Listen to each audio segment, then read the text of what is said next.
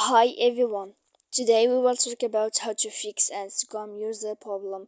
To know how to fix Instagram user problem, you should just go to settings like this. You will click. After that, in this page, you will click apps, default apps, app settings. When you will see this list, you will go down to find the application of Instagram here. And when you will see this page, you will click for stop. When you will end this, you will enter to storage.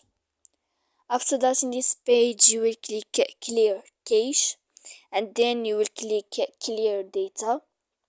And when you will end, you can turn off your phone, so that you can know how to fix Instagram user problem. So please don't forget to support us by like and subscribe. See you next time in another video, and thank you for watching.